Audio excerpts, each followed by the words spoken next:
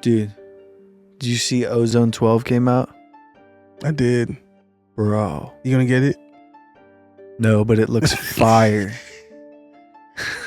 Dude, I'm not even done with my Ozone 11 yet. Like, seriously. There's so many modules in there and so many different things you can do. Like, each module is its own plugin. And, like, I really do believe in simplifying. And Ozone, it doesn't complicate things, but it's just a lot. You know what I mean? Yeah. And we're dealing with stuff that's already processed anyway. Like, it's just too much, you know? Yeah, I think they're gonna lean into the sort of realm of like super detailed changes. So it's like a thing you have in your arsenal. Say you didn't have the stems as a mastering engineer, and you like that need a dB out of the vocal or something like that. Mm-hmm. Like whatever that stem, you can EQ. Dude, it sounded crazy. I was listening to you know the guy White Sea or White Snake? Yeah, White Snake or Sea Snake. White Sea or what? So guy with the long hair. The Darude guy. Huh? He always uses the Darude What is that? as a audio sample. Like a song by Darude. I don't know. That's who it is. I don't know. White guy, I blonde. believe that. Yeah. Long hair. It's not super blonde, maybe like a little lighter than mine. Okay. Anyhow, yeah, it sounded really cool, and it sounded like it could be a useful tool to have. So I could see it in that sense. I don't know. A stem separator? It doesn't separate them. It identifies them and like juices them up. Like I don't think you're getting the artifacts that you would get if you just split stems and started trying to turn things up. Like it's going to degrade each audio. But it's like I don't know how it's doing it. I really didn't like look too deep into it, but it's cool. I see. It's interesting. Like to get an extra couple dB out of a vocal and you don't have the stems to the mix, like you could do it at 100% quality. I From what I heard, and the demo track was good quality too. So I don't know what it, yeah, whatever that's goes always into it. lab. You know, it feels a lot of those demos are like very lab oriented in my opinion, where it's just always the best case scenario with these things. You know what I mean? Doesn't mean I haven't even heard it. I haven't seen any videos. Just haven't had the time recently. But I mean, it's probably great, you know, and over time they're going to keep developing these algorithms to get better. You know, even the stem splitters are going to get really good after a while. The ones that come free in almost every DAW now. Yeah. You know. So what's the theme of this episode? You didn't forget. When upgrading stops upgrading you. Oh my gosh, dude. That was heat, guys. That was heat. Yes, sir. Wow. Oh my gosh. Yeah. And that's funny because like a lot of people are like, should I upgrade to Ozone 12? Mm-hmm. Should I upgrade to Ableton, whatever? That sucks that y'all have to upgrade. I don't have to upgrade. Should I upgrade my shoes? I just thought about something. I don't know how smart this is or not, but my first knee-jerk reaction is, hey, if 80% of the issues that I have, that new module or something else in it doesn't solve it, then I don't need it. Yeah. That's the approach that I would take.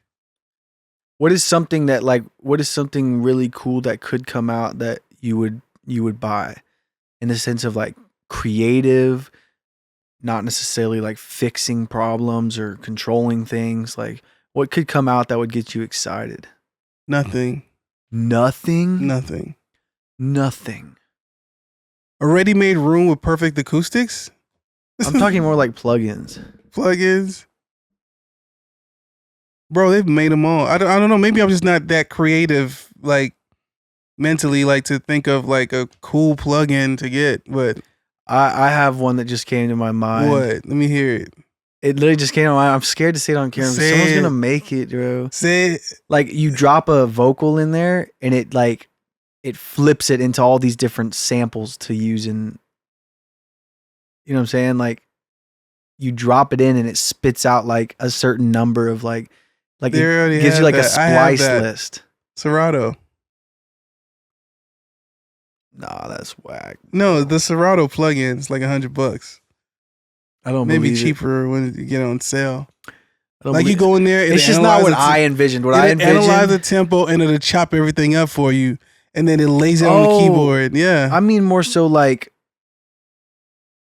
it turns them into samples, like ready to go splice samples, with effects and everything.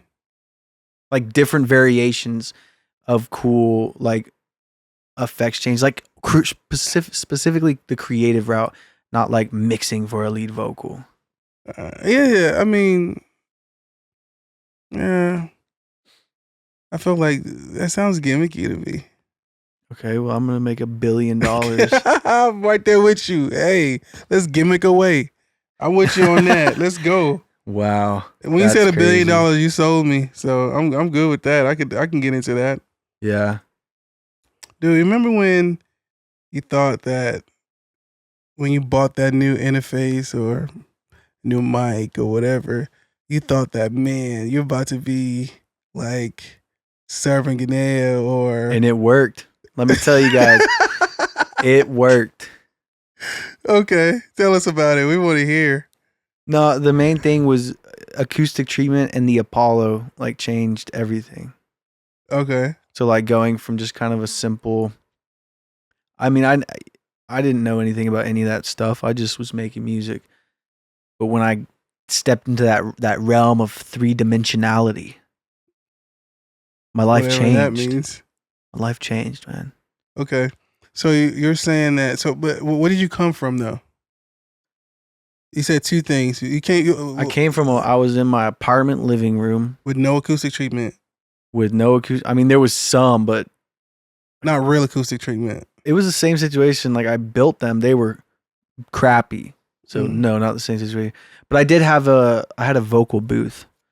Like I didn't build it. It was like PVC pipe with like moving blankets, and then on the inside it was panels.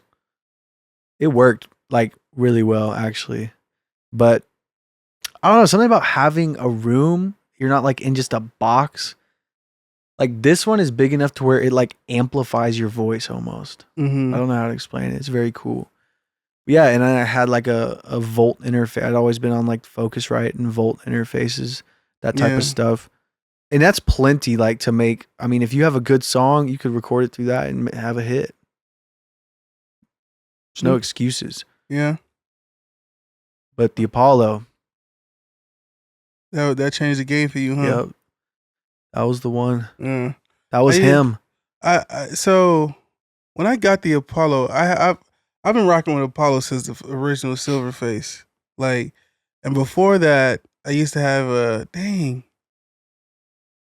Digio 3, Avid Digio 3, like the one with the faders on it. Man, they're on like, you can get it on eBay for like $300 now. I wasn't even alive back then. You said you seen it. Well, I mean, doesn't mean that. No, I've seen it. The guy was 84 years old. When I got it, it was already discontinued when I got it. Oh. Yeah, so it wasn't like, no, I was probably alive when that sucker came out. For sure. But then definitely when I went to the Apollo, I was like, what is this? Like, why does everything sound good? Like, it got to the point where like it was sounding so good. It was exposing like all my flaws, like all the issues that I was having and things I was doing wrong or whatever. But that was a good thing. And then I went from the Apollo, and this is my upgrade path. I went from the Silverface Gen 1 to the Blackface Gen 2 to the Gen 3, which is the X. I skipped the Gen 4 and I'm halfway through, my next upgrade, which is a Symphony, so basically a little over halfway. Yeah. Over halfway due, I meant to say. Yeah, we're not even gonna get to all that, but I think that the jump from the Blackface to the X was huge. It actually was, because a lot of people complain about the quality of the conversion on the Blackface ones. Yeah. That's Gen 2s. But the Gen 3 to the Gen 4, if you went from a Apollo X to the newest ones that they have right now, yeah, I don't think that was a huge upgrade. That was very that right there is a epitome of diminishing returns. That's an upgrade that does not upgrade you right there for sure. So that's on the interface side. On the microphone side, I started with a Sterling mic from Guitar Center, and then I got a Audio Technica, I think 2020 or something, and then I got an Aston Spirit, and then I got the U87. That was a huge upgrade. And then I was really on the verge of getting the Sony C800G. I was like this close to pulling the plug on it. I mean, jumping into that. You know, like I was ready to like eat my ramen for the next 6 months. Like I was ready to go. And then I just thought about it, and I was like, man, $10,000 for one microphone, and it's like I'm not even running like a commercial studio like that, like that's in like a building somewhere or whatever. I just didn't think it was worth it. Yeah. I didn't feel like that was going to be an upgrade. I was upgrading like me. So I went with the Stam 800. And when I did some tests or whatever, it was really close. It gave me the sonic character that I was looking for, point blank period. So was it an upgrade? Yeah, it was an upgrade. But to me, that was fair because I didn't spend a ton of money on it to get into that. So Yeah. yeah. That's good. What about you? What was your upgrade path on the microphone side?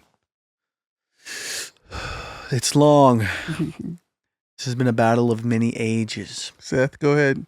I started with the first mic I ever recorded on was the Audio Technica AT 2020. Mm-hmm. We all had that. And then I got a blue Spark. Yep, solid black.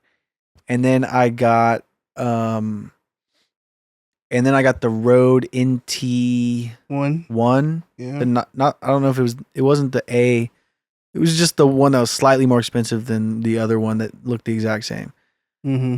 And then I got the Lewitt LCT 840. And then I got Sphere mic. Bought a bunch of other random mics like a blue. That's Sphere Ember. mic, man. I still don't understand it. What? The Sphere mic. I was listening to some of my recordings with it. I was actually like, hang on, bro. Yeah, what? I was kind of like, hang on, bro. Oh, for real? Yeah. Hmm. It was giving me I like a good flat, just like really flat recording. Yeah, but when they're trying to sell you that it's supposed to sound like every mic that's out there, and all you get is a flat mic, is that really an upgrade? It was an upgrade for me because when I was running the Lewitt through like my Volt interface, I was getting crazy like noise. Right, I remember that. And it drove me crazy. There's a tube mic. Yeah, I guess it's just sensitive. Yeah, tube mics are going to give you noise if you don't have a quality interface to go with it. That's terrible. What a curse that I never knew of. Like it ruined sessions. Like it'd be going good. There'd be no noise, and all of a sudden, oh, out of nowhere. Yeah, it would just start. Then I don't know how to help you with that. And then I sold the Lewitt, and then got the lot in Atlantis, F something. You've been happy, right? I think I need to bring it over here, dude. I didn't want to tell anybody, honestly. I think I told Jeff. I can't tell if I like it or not. Really? Yeah. You didn't upgrade you, did you? I think it's such a far step that I can't wrap my head around it. Like I think I'm almost addicted to like low quality, quality, like flat. Like I don't know how to explain it. The mid range is so freaking there, and it just surprises me. I sometimes don't know what to do with it. That's interesting. I feel like you might not be the only one to be in that boat. I feel like a lot of people that probably listen right now are in that boat. Like, you know what? I don't want anything. that I can't handle. Just give me something like really easy to work Like, with. I might throw this whip in reverse, dude. What? My car. I might throw it in reverse and backtrack a little bit.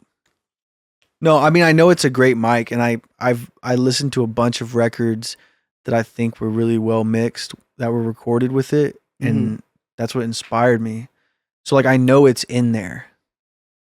And I haven't like actually recorded. I haven't like recorded, mixed, and mastered a Sure. full song through it. Like, I've just been Let so me busy and let me stuff. hold it for a little bit, and I'll run it with some R&B people and maybe country, and see what happens, and maybe a couple rap sessions, and see what happens with it. It'd be fun. Yeah, I'm down. Okay.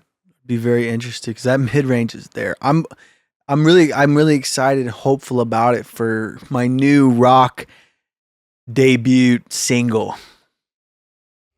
I got to start it. But when it happens, that mic is going to slice right through that The mix. mix. Okay. Yeah. All right. Let's see how that goes. Yeah. But All right, what was your speaker path? Ooh, speaker path. Speaker path. Speaker path. Um, Dang it. What was my speakers before the KRK V8s? I don't remember what I had before that. I think he probably My the first series Rooster speakers- Audio. My first series speakers, shout out to my pops, Mr. IGBK. God bless you. He got me my Guitar Center KRK V8 Gen 2s. And yeah, huge 8-inch speakers. And I rocked those for a long time. And after that, those are great producer speakers. You can't really mix with that, but it's gonna give you bump, like when you're selecting sounds, it's gonna help you out. Whenever the beats coming together, you're gonna feel inspired because it hits, right? But you're not gonna get any accuracy. The mid range, Yeah, it's more like crap. a consumer sound. Yeah, and then after that, I went to my first series speakers, and these speakers are legendary till this day. I feel like I don't really see them anymore, but Adams A7Xs, Huh. I had those. That's what made me fall in love with Adam. That's interesting because I wanted those for a long time. Those got me into mid range and understanding what mid range was about. It didn't have like a thump underneath. And the high end was okay. It was okay. It was good. It was well controlled. It wasn't sizzly like a bunch of like JBL stuff or whatever. And I rocked those for a long time. But the bad thing was that I realize now that I was the worst engineer that I ever was when I had those speakers, because when I had those speakers was when I really started like, all right, I'm gonna take mixing seriously now. And obviously, when you start anything seriously that's like pro like that, you suck in the beginning, and I sucked, Mm-hmm. and I didn't really truly appreciate them. I remembered how good they were, just kind of like going back in my mind about what they did. After that, I stuck with the Adams, and that's when I got into the Adams S3Hs. The Adams S3Hs, they were painful because those speakers, the only thing they had was mid range. Mid range. It made me mix mid range heavy. People who listen to my mix and say, "Oh my gosh, and you got a lot, you're mid range," and I couldn't tell if it was a compliment or a diss, because the low end would be all over the place. Mm-hmm. The top end was, not inspiring. My reverb sucked and suffered because of it, because I couldn't really feel the air. Mm-hmm. So yeah, but then I went to go visit my buddy in San Francisco, and oh my God, he had these speakers called the PMC 62s, and I heard these speakers, and he used to have the S3Hs as well, and I heard these speakers, and I was just like, that's it, this is where I'm going. I got back to Dallas, ordered them right away. Sold my S3Hs on Facebook, and like a year later, I saw him on. I saw the same speakers from the guy I sold it to on sale. Why they were here for some reason when I was here? What was that? Now because I'd sold him. Oh my god, you bringing back bad memories now. I'd sold him on Reverb at first, and some on Reverb blew him and sent him back or returned them, say that they were bad. Meanwhile, you heard them. There was nothing wrong with them while they were here. So I went through a whole ordeal with those guys for like 6 months with Reverb. They took the money back, or they shut down my account and gave the guys money back. And I just had those speakers, and I didn't have Reverb for a while. But I had the speakers back. I fixed the speakers on my own dime, and then once I fixed them, I sold them, and I basically just took that money and paid Reverb, and that's how I finally got rid of those speakers. And Wow. I have been so happy with the PMCs. It's unbelievable. That right there was an upgrade that, man, I'm not sponsored by PMC or no affiliate links or anything, but PMCs, oh my gosh. Yeah. Love them. No, that's the next speaker I'm getting is those Barefoot Micro Main 27s, I think. It's like the PM. It's exactly like that. Like 1, 2 in what way? tweeter. I think it's got woofers on the side. I don't know. No, Barefoots usually have woofers on the sides, yeah. Yeah, but that's my speaker path was just KRK Rocket 6s to Barefoot Footprint 02s. And it worked. No, but your speaks sound great. I love the way the Barefoot sound. Like I really do. It's very see-through. The top end isn't too like prominent, but I haven't had one single issue with it. Matter of fact, it actually keeps me away from shying away from letting some things like pop through, like some sibilance. Let me ask you a question. Sorry, I mean cut you off, but do you use a dial a bunch? My dial? Yeah, for the different modes. Yeah, no, it's like super helpful because I have mixed cubes as well, but now they're useless. Yeah. So the Barefoots sound better in cube mode than the dang mixed cubes do. But no, like switching it into cube mode and then flipping into mono has been super helpful. And then I use it in hi-fi most of the time. It's got like a slight low end bump and a slight high end bump to kind of model consumer stuff. You can, barely tell a difference between that and flat.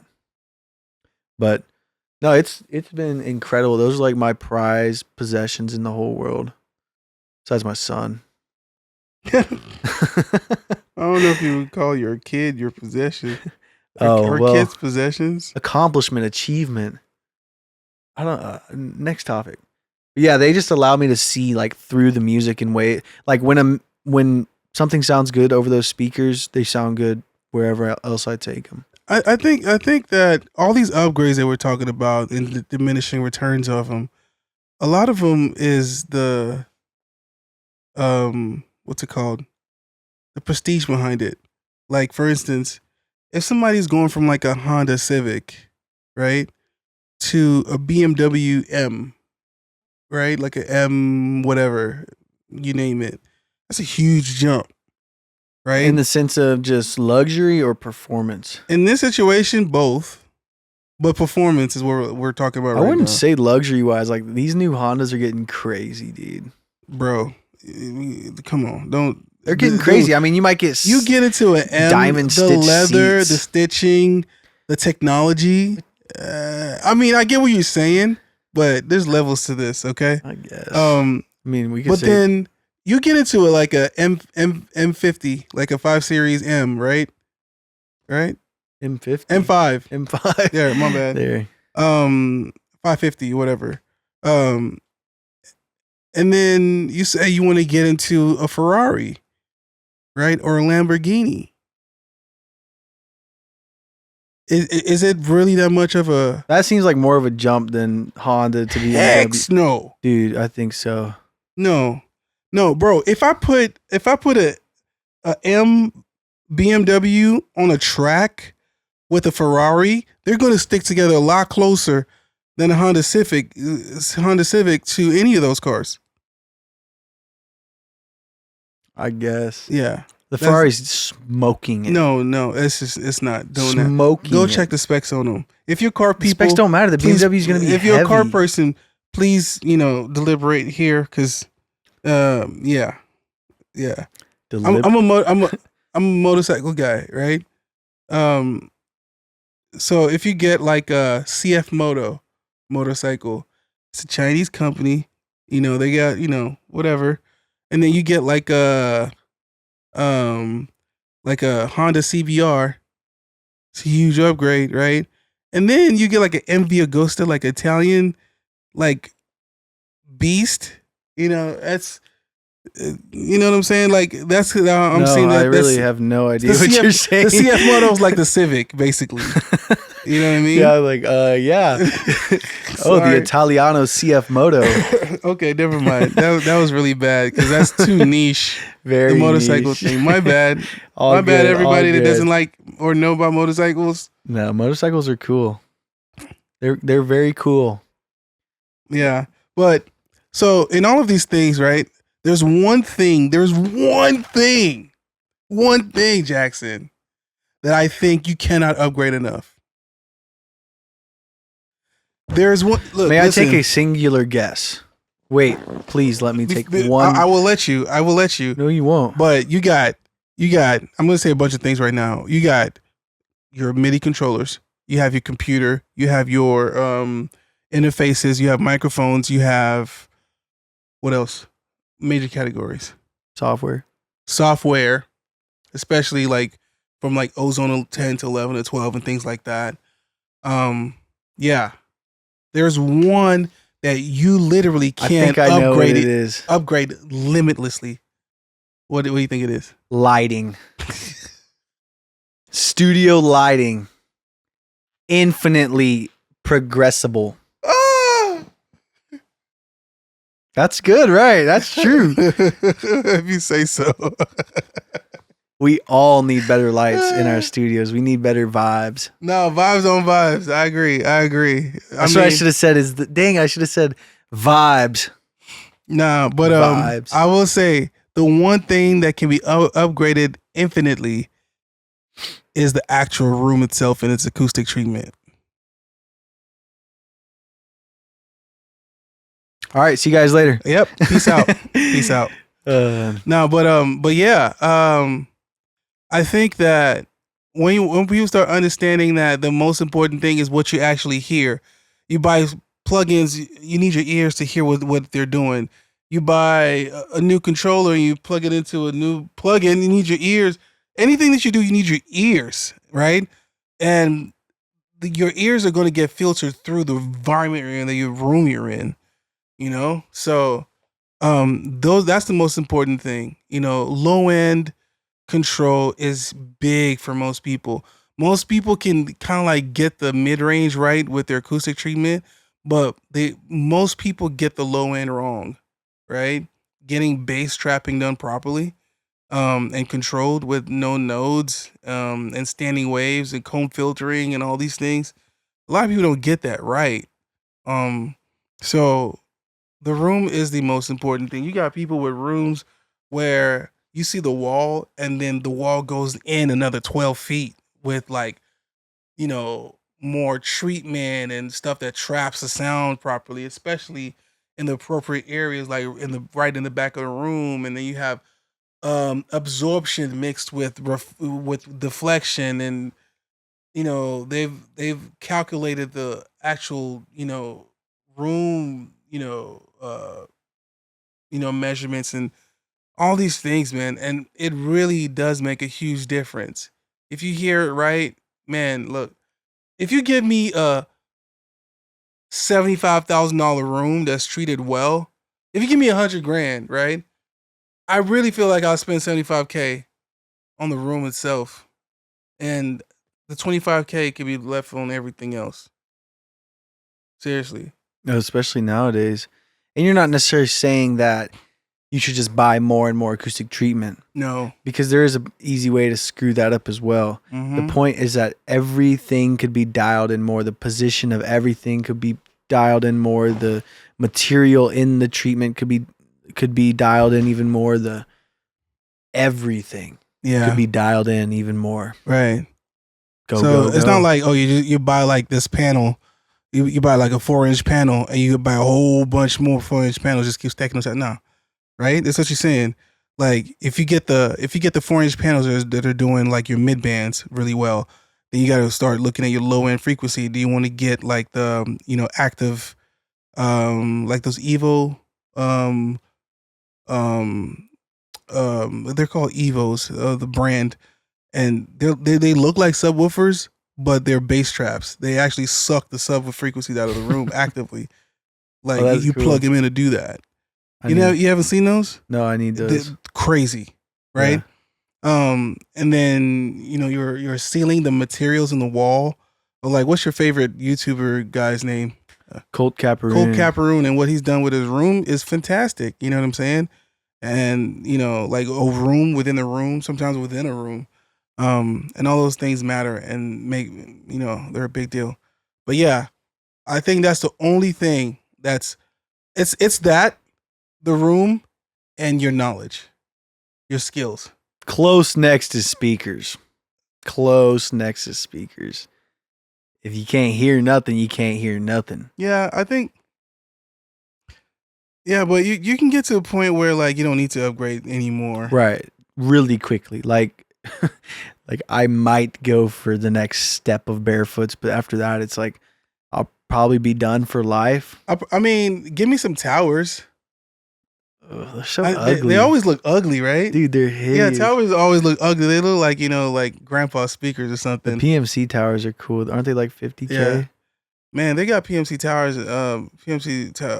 Towers are like 100, 150, 200. That's light work. Yeah. Yeah, we on our way. Let's do what we need to do. But yeah. So what is the moral of the story, guys? What's the moral of the story? Collaborate and listen to your tracks.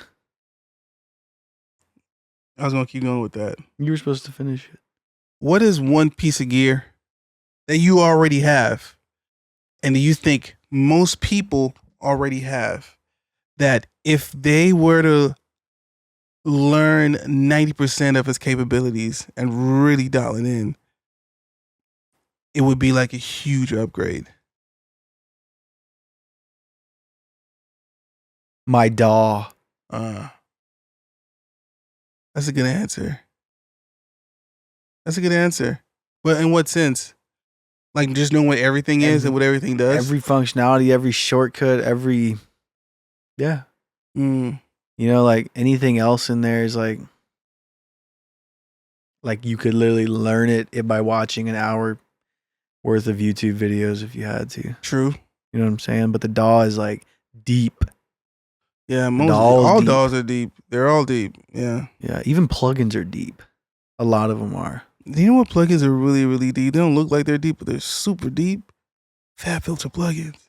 Oh my gosh, like Timeless, bro. I have not I haven't scratched the atmosphere above the surface, listen, I just find a default, and I go mess with the ducking on there. And you can if you click those little circles, you can draw strings to everything. Reason, Reason, the DAW. Yeah. I think they got rid of that, but you can flip them, in Reason, you can patch things in. Oh, yeah. You could do that in this freaking plugin with a reverb. Like, what are we doing? You can freaking tie the LFO to the ducking of the delay tied to. I don't even literally turn it into an instrument. I don't want to know. I really don't. Actually, that'd be really fun to sit down and watch a video on that. Why? You know the guy that does their tutorials, Dan Worrell? Yeah, Dan Worrell. Yeah, he's a legend. Yeah, one time he posted a video and I commented. He immediately replied, within seconds, really? Bro.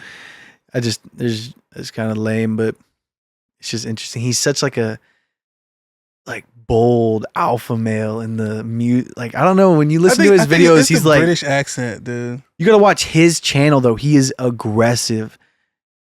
Like when he With like his face on it? no. It's just his voice still. Oh, okay. I was about to say, I don't know what this man looks like. I was like, wait, what have I been missing? No, I was about to go but look him up he, right like, now.